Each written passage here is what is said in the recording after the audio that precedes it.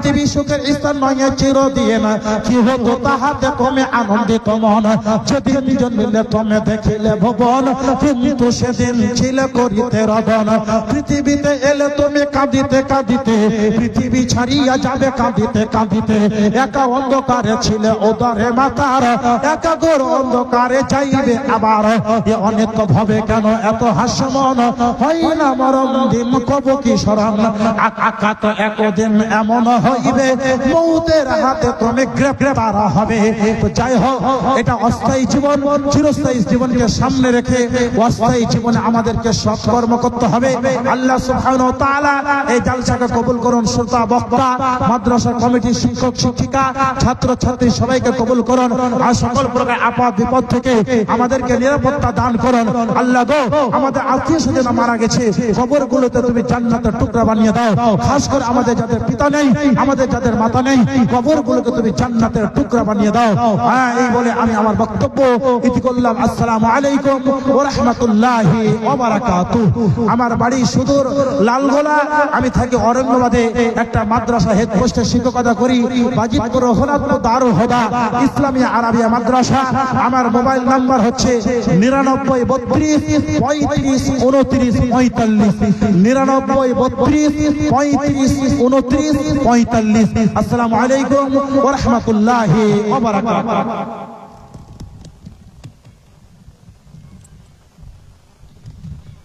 আসসালামু আলাইকুম ওয়া রাহমাতুল্লাহ।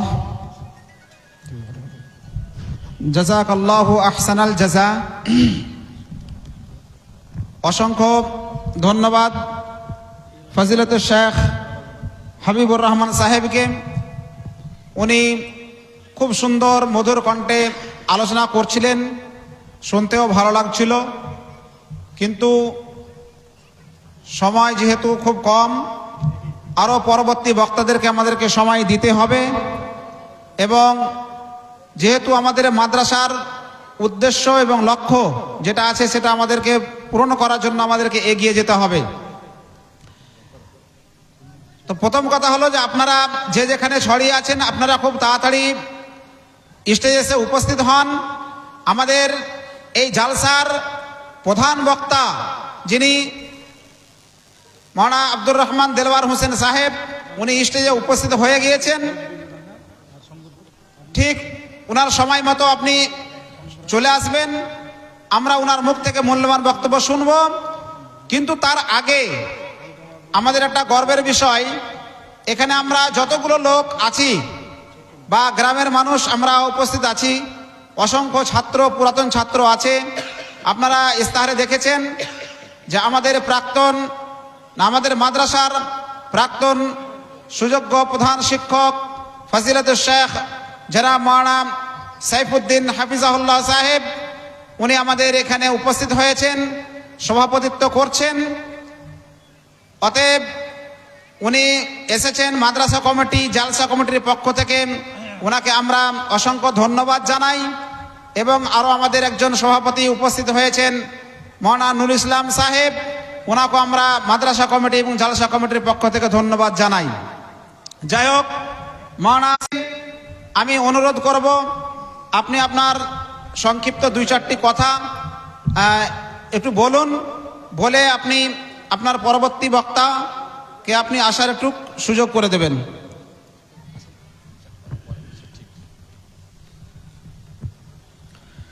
আসসালামু আলাইকুম ওয়া রাহমাতুল্লাহ। নাহমাদুহু ওয়া নুসাল্লি আলা রাসূলিহিল কারীম, আম্মা বা'দ। আউযু বিল্লাহি মিনাশ শাইতানির রাজীম। বিসমিল্লাহির রহিম। ইন্নামা ইয়াখশাল্লাহু মিন ইবাদিহিল উলামা। শ্রদ্ধেয় সমবেত সুপ্রিয় বন্ধুগণ, আমি আপনাদের অতি পরিচিত। মাশাআল্লাহ, আপনারা আমাকে প্রায় সকলেই চিনেন। তাহলে বর্তমান যারা জেনারেশন তারা হয়তো আমাকে চিনতে পারবেন না। আমি আপনাদের এই মাদ্রাসায় প্রায় 8 বছর সদর পোস্টেই ছিলাম। মাশাআল্লাহ, আপনারা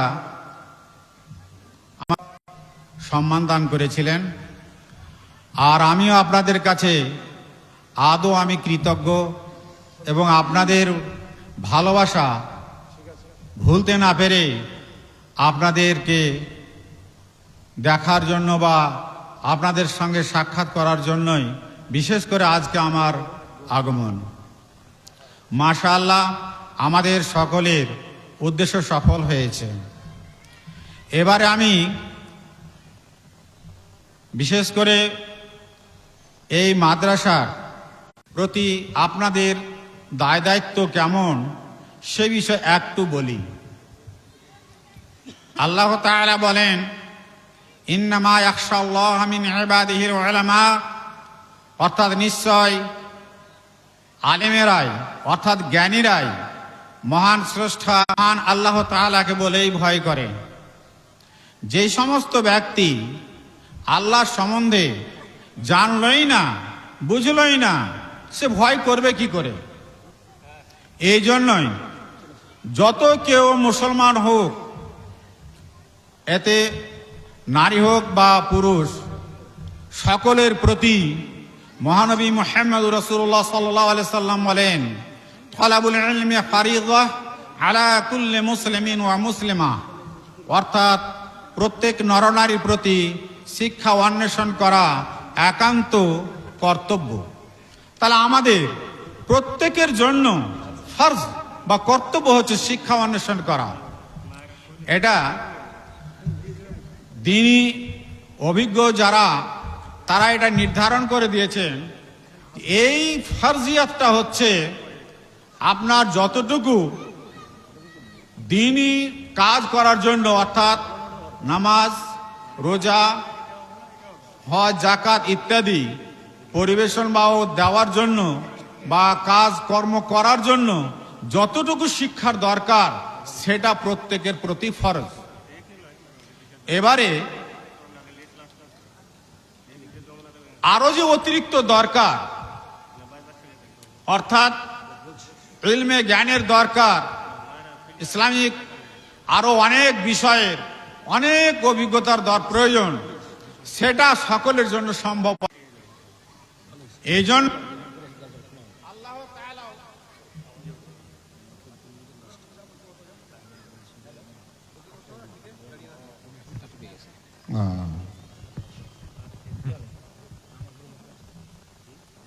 হ্যালো, হ্যাঁ, এই জন্য আল্লাহ তাআলাও বলেন, ওয়ামা কানাল মুমিনুনা লিয়ানফিরু কাফা, অর্থাৎ সকল মুমিনের জন্য এটা সম্ভবপর নয় যে পূর্ণ অভিজ্ঞতা অর্জন করার জন্য সকল মুমিন যে একেবারে ফার্স্ট টু লাস্ট শিক্ষা অন্বেষণ করবে, এটা সম্ভবপর নয়।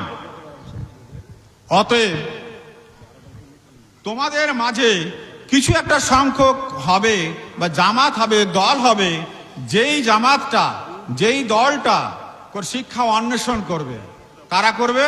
আল্লাহ তাআলা সে কথা বলেন, ফালাউলা নাফারুম মিন কুল্লি ফিরকাহ মিনহুম তায়েফাহ লিয়াতাফাক্কাহু ফিদ-দীন ওয়া লিয়ুনযিরু কওমাহুম ইযা রাজাউ ইলাইহিম লাআল্লাহুম ইয়াহযারুন। আল্লাহ তাআলা বলেন, ওই প্রত্যেক, ধরেন এই গ্রামে, কচড়া গ্রামে একটা তো গোষ্ঠী নেই, একটা সর্দারের আন্ডারে যে একটা সর্দার আছে সেটা নয়, এই গ্রামে অনেকটি মানে দল আছে, জামাত আছে। তো প্রত্যেক জামাতের মধ্যে কিছু একটা সংখ্যক একটা লোক হবে, জামাত হবে, যেই জামাতের লোকেরা শিক্ষা অন্বেষণ করবে প্রথম থেকে শেষ, বা ইসলামিক অনেক কিছু শিক্ষা অন্বেষণ করবে। অন্বেষণ করার পরে তারা নিজের সমাজে যাবে, সমাজে গিয়ে তারা কি করবে, তাদেরকে বা তার কমকে বা তাদের নিয়ারেস্ট সম্পর্কীয় লোকদেরকে তারা কি করবে, হেদায়েত করবে বা পথ দেখাবে। এই যে একটা জিনিস আল্লাহ তাআলা আমাদের প্রতি অবধারিত করেছেন, এটা কিন্তু যদি আবার না করা যায়, এটাও কিন্তু খুব কঠিনকর। ধরেন এই গ্রামের মধ্যে একজন অভিজ্ঞ আলেম হলো না, বলেন আপনাদেরকে ইসলাম সম্পর্কে জ্ঞানটা কে দান করবে, কে বুঝাবে? আর সবাই যদি বলেন যে না আমি এরা সবাই জ্ঞান অন্বেষণ করবো পূর্ণরূপে, অর্থাৎ হাদিস কোরআন বা ফতোয়া ফরায়েজ ইসলামিক কৃষ্টি কালচার পুরোটাই আমি তথ্য মতো আমি জানবো, আমরা সকলে জানবো, এটাও সম্ভব নয়। কারণ আমাদেরকে খাবার দাবার বা আর অন্যান্য সরঞ্জামের বিভিন্ন কার্যের দরকার। অতএব সত্যি আজকে যে আপনারা এই ফুলের বাগান তৈরি করেছেন, আজকে নয়, অনেক বিগত অনেক দিন থেকে বা আমি যখন থেকে ছিলাম তার আগে থেকেও আপনারা যে এই ফুলের বাগান তৈরি করেছেন, এই ফুলের বাগানে অনেক মৌমাছি এসে যেমন মধু সঞ্চয় করে, ঠিক অনেক আলেম ছোট্ট কচি কচি বাচ্চা বা ছেলেরা অন্যান্য জায়গা থেকে ছেলেমেয়েরা এসে এখান থেকে মধু সঞ্চয় করে, অর্থাৎ ইলম অর্জন করে। আজকে আমি শুনলাম আপনাদের এই প্রতিষ্ঠান থেকে কি সুন্দর 3 জন হাফেজ বের হচ্ছে। কি আমি আশ্চর্য যে আপনাদের এখানে একটা ফুলের বাগান পূর্ণরূপে তৈরি হয়ে গেছে। যেই কোরআনের হেফজের ফজিলত বা নেকির অসংখ্য, এবার যে আপনারা বলে সবাই আমরা হাফেজ হবো, সেটা ভাই সম্ভব নয়, এটা ঠিক বলেছেন। এবার যেই সমস্ত লোকেরা আমাদের মাঝে থেকে এই দিনই চর্চাটা করছে, তাদেরকে তো আমাদের সহযোগিতা করতে হবে, তাদেরকে তো সহযোগিতার জন্য হাত বাড়িয়ে দিতে হবে। তাহলে তো তারা আমাদের কাছে এসে দিনের শিক্ষা দেবে, দিনের চর্চা করবে, আমাদেরকে সঠিক পথ দেখাবে। অতএব আমরা যেন এই ফুলের বাগানকে বজায় রাখার জন্য একান্ত দৃঢ় সংকল্প করি এবং জাগ্রত হই, এবং আমাদের মাঝে থেকে যেন আমরা প্রত্যেক গোষ্ঠী বা প্রত্যেক জামাত প্রত্যেক দলের মধ্যে যেন এই জিনিসটা জাগে যে আমাদের মধ্যে থেকে এক দুটো ছেলে বা সেই রকম যারা একটু পড়তে পারবে বা ব্রিলিয়ান্ট আছে, তারাকে যেন আমরা এই প্রতিষ্ঠানে দিই। আমরা করি কি, এই দিনের চর্চাটাকে এইখানে না ফেলে আমরা হয়তো অন্যদিকে দিই না। একটা জিনিস জানালেন, আমরা হয়তো শুধু একটা জিনিস ভাবছিলাম যে মাদ্রাসায় পড়তে দেওয়া মানে শুধু খালি ইসলামিক শিক্ষা বা হাদিস কোরআনের শিক্ষা, আদারওয়াইজ নয়। বা রসুল আকরাম সাল্লাল্লাহু আলাইহি সাল্লাম হয়তো শুধু কোরআন এবং হাদিসের শিক্ষা করার জন্য আমাদেরকে নির্দেশ দিয়েছেন, সেটা কথা নয়। কোরআনে বহু জায়গায় রয়েছে ইয়াতাদাব্বারুন ইয়াতাফাক্কারুন, অর্থাৎ তোমরা গবেষণা করো, তোমরা ফিকরি করো, তোমরা যাচাই করো, অর্থাৎ প্রত্যেক বিষয় নিয়ে। তাহলে এখানে বোঝা যায় না শুধু আপনাকে হাদিস এবং কোরআনই চর্চা করতে বলছেন। আজকে আমরা কোরআনের হাফেজ করে বের করছি, আরো আমাদের দরকার আছে সেখান থেকে যেন আমাদের আলেম বের হয়। কোরআনের সঙ্গে সঙ্গে হাদিস কোরআনের পাণ্ডিত্য হিসাবে আলেম যেন আমরা তৈরি করতে পারি, এই আমাদের যেন ইচ্ছা আকাঙ্ক্ষা জাগে। আমি যখন ছিলাম মাশাআল্লাহ অনেকখানি এগিয়ে ছিল, তখন আমাদের দ্বীনি শিক্ষাটা ছিল, তার সঙ্গে সঙ্গে যেটা সোশ্যাল বা জেনারেল শিক্ষা সেটাও ছিল। মাশাআল্লাহ আমরা দুটাই বজায় রেখে আমরা করেছিলাম। আর আজকে আমরা আপনারা আরো অনেক এগিয়ে দিয়েছেন, এর জন্য অনেক অনেক আপনাদের কাছে ধন্যবাদ, আপনাদের শুকরিয়া জ্ঞাপন করি। মাশাআল্লাহ আশা করি আপনারা প্রত্যেকেই এর জন্য সহযোগিতা হাত একেবারে মুক্ত হস্তে বাড়িয়ে দেবেন, এটা আমি কামনা করি। ওমা আলাইনিল বালাগ ওয়া আলাইকুম হিসাব। এবারে আমি আপনাদের সভাপতি হিসাবে আপনাদের শুভ আগমন করেছেন আসাম, সুদূর আসাম থেকে জনাব ফাজিলাতুল শেখ মাওলানা আব্দুর রহমান বিন দেলওয়ার সাহেব আপনাদের সম্মুখে আসছেন। উনি আপনাদেরকে, আমরা প্রত্যেকেই যেন এই সভাকে একবারে সাফল্যমণ্ডিত করি, সভার উদ্দেশ্য যেন আমরা একান্তভাবে পূর্ণ করতে পারি, এই কামনা বাসনা যেন আমাদের প্রত্যেকের হৃদয়ের মাঝে জেগে ওঠে, এটাই কামনা করি। ওমা আলাইকুম হিসাব। আপনাদের সামনে আপনাদের বক্তা জনাব মাওলানা আব্দুর রহমান সাহেব বসে গেছেন, উনি আপনাদের সঙ্গে আলোচনা করবেন। মাশাআল্লাহ আপনার ধীরে সুস্থ সোমবারে শ্রবণ করবেন। আসসালামু আলাইকুম।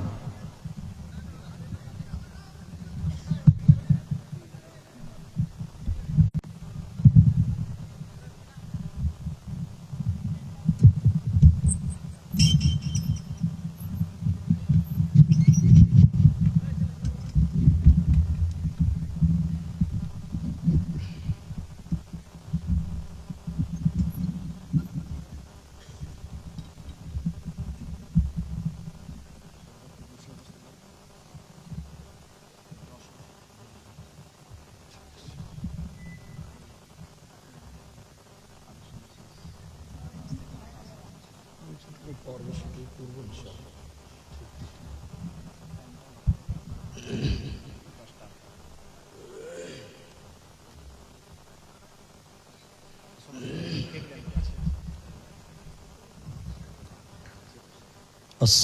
আলাইকুম ওয়া রাহমাতুল্লাহি ওয়া বারাকাতুহু। যিনারা পেছনে দাঁড়িয়ে আছেন আপনারা গুছিয়ে সামনের দিক থেকে বসেন। যিনারা পেছনে দাঁড়িয়ে আছেন আপনারা সামনের দিকে চলে আসেন। ডান দিক বাঁ দিকে অনেক জায়গা আছে, সে জায়গাগুলো ফাঁকা আছে, এগুলো পূরণ করে বসেন। পেছনে যারা আছেন তিনাদেরকে বলছি এবং আপনারা যিনারা বসে আছেন গুছিয়ে বসেন। আপনাদের সামনে ফাঁকা জায়গা থাকবে না, জায়গা পূর্ণ করেই আপনারা বসেন, তাহলে পরবর্তীতে আপনাদের আর ডিস্টার্ব হবে না। সামনে জায়গা নিয়ে যদি বসে থাকেন ফাঁকা রেখে আবার আপনাদের উঠতে বলা হবে, তখন আপনাদের ডিস্টার্ব হবে। তাই যার সামনে যতটা জায়গা আছে পূর্ণ করে বসেন, একটু করে আগিয়ে বসেন আল্লাহর রাস্তায়। এখন সময়টা খুব সুন্দর, না ঠান্ডা না গরম, এত সুন্দর ওয়েদার আছে মাশাআল্লাহ। অনেকেই বুঝে গেছে, আবার অনেকেই ভাবছেন মনে মনে যে কাকে যে বললো, কে বা শুনবে। মাশাআল্লাহ অনেকেই বুঝেছেন। এই মোবাইল লাইট বন্ধ করো। আপনারা দুইজনে একাই এক দলের লোক নাকি? আপনারা একলাই বসে থাকবেন? সামনের দিক থেকে বসতে হয়, সামনের দিক থেকে পূরণ করতে হয়। মাশাআল্লাহ বসেন বসেন, সবাই বসেন, আল্লাহর রাস্তায় বসেন। সবাই ইউটিউবার নাকি? এটা সব ইউটিউবার, এগুলোই ইউটিউবার রে। এই বস, বাবার পকেটে হাত ধরে দেখছি, মুলবি আমাকে বলেনি মনে হয়, ভাবছে আর কি। জি বসেন বসেন। আসসালামু আলাইকুম। আলহামদুলিল্লাহ